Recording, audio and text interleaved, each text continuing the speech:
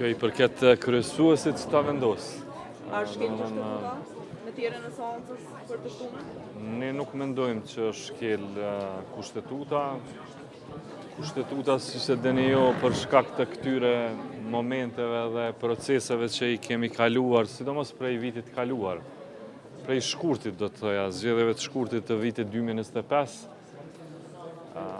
ka shku duke u interpretu, duke u etablu edhe matutje interpretimi I kushtetutës tonë, sepse I patëm disa momente edhe vitin e kaluar, kur ishin të paqarta në aspektin konstitucional drejtimet edhe natyra e proceseve. Kështu që patëm disa referenca në gjykatën kushtetuese edhe në vitin e kaluar dhe ato pastaj u etabluan si procese. Edhe kësaj radhe, diskutimi është ka të bëj lidhur me ditën e mbajtjes së seancës, edhe a e përbën një entitet vetëm, edhe a duhet kryet brenda 24 orëve. Mbajtja e seancës apo jo. Sipas disa ekspertëve, të cilë dallojnë interpretime, mund të zgjasë edhe më shumë se 24 orë. Seanca konstituive. Kështu që kështu është duke ndodhur edhe tash. Thjesht është duke zgjatur më shumë se një ditë. Themelimi I kuvendit. Nuk mendoj që është dramatike. Situata që është për interpreton opozita. Nuk është dramatike. Domethënë është pjesë e formësimit të matutjeshëm konstitucional të vendit tonë. Kjo është e vërteta. Tash kur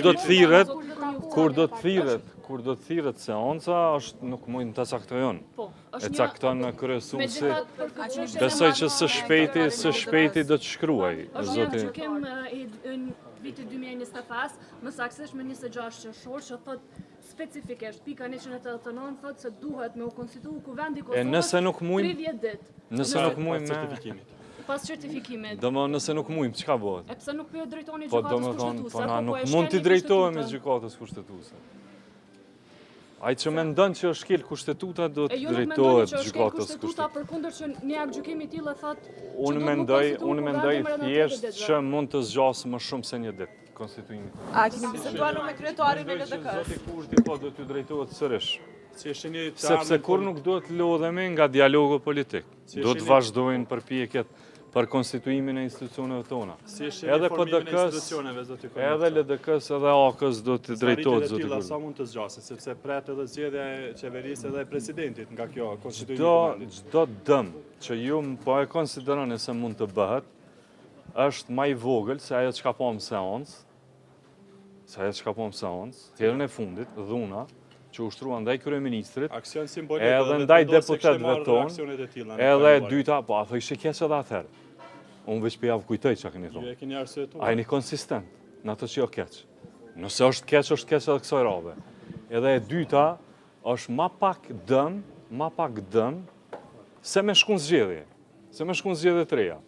Domthon të dy këto dëme janë më të mëdha. Dëm është edhe me shkel kushtetutën I nderuar. Jo, nuk po menojmë që është duke u shkel kushtetuta. Thjesht ai është interpretimi juaj. Faleminderit.